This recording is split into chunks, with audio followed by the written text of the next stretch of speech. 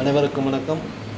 அடுத்த மாதம் 23ஆம் தேதி தமிழக சட்டமன்ற தேர்தல் நடப்பதை தாங்கள் அறிவீர்கள். அதற்கேற்ப வேட்பாளர் தேர்வு, பிரச்சாரம் என்று களம் சூடுபிடிக்க ஆரம்பித்திருக்கிறது. வெயிலின் தாக்கம் ஒருபுறம் இருந்தாலும் இந்த தேர்தலின் தாக்கம் மறுபுறம் நம்மை நெருங்கி வருகிறது. இந்த வகையில் ஒவ்வொரு தேர்தலின் போதும் நமக்கு இருக்கின்ற பங்கினை நாம் ஆற்ற வேண்டிய கட்டாயத்தில் நாம் இருக்கிறோம். அந்த வகையில் தமிழக சட்டமன்ற தேர்தலை நாம் எதிர்கொள்கிறோம்.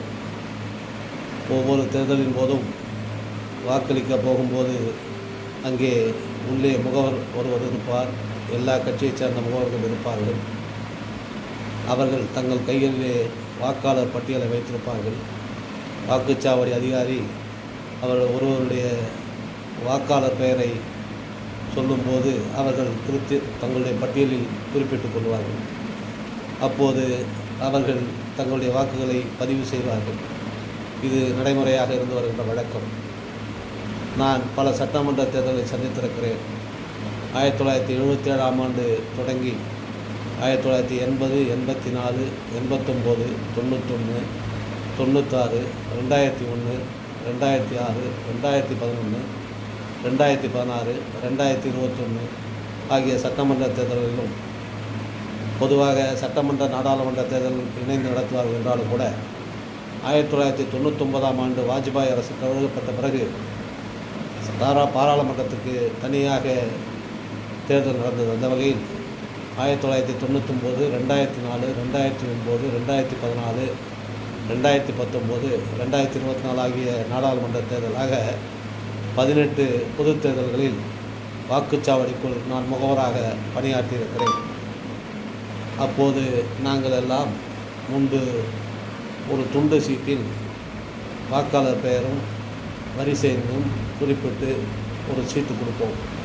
அந்த சீட்டை உள்ளே எடுத்து செல்லும் வாக்காளர் வாக்குச்சாவடி அதிகாரியிடத்தில் கொடுப்பார். அந்த சீட்டை பார்த்து அதிகாரி அதில் உள்ள பெயரை படிப்பார். அப்படி படிக்கின்ற போது அது நடைமுறையாக வழக்கமாக குறிக்கப்பட்டு வந்தது. ஆனால் ஒரு 2 தேர்தலுக்கு முன்பாக அரசாங்கமே, அதாவது தேர்தல் ஆணையமே வாக்காளருக்குரிய சீட்டை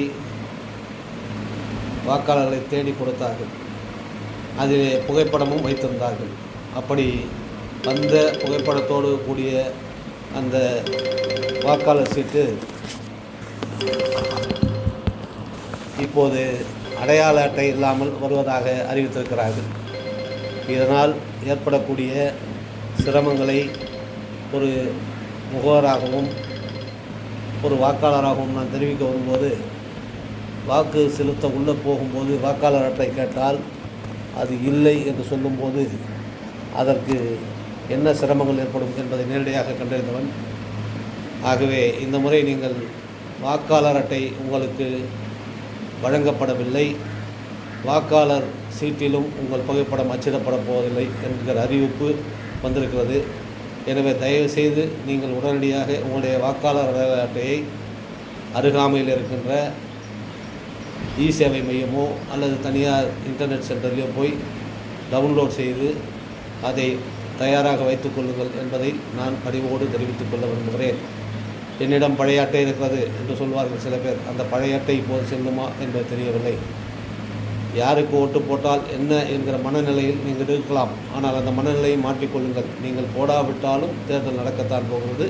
யாரோ ஒருவர் வரத்தான் போகிறார்கள். ஆகவே நீங்கள் வாக்களிக்க வேண்டியது கட்டாயம் என்பதை உணர்ந்து, அப்படி வாக்களிக்க போகும்போது வாக்காளர் அடையாள அட்டை முக்கியம் என்பதை உணர்ந்து இப்பொழுதே அருகாமையில் உள்ள இ-சேவை மையத்துக்கோ இன்டர்நெட் சென்டருக்கோ சென்று உங்களோட வாக்காளர் அடையாள அட்டை, தட் இஸ் ஓட்டர் ஐடியை தயார்படுத்திக் கொள்ள வேண்டுகிறேன்.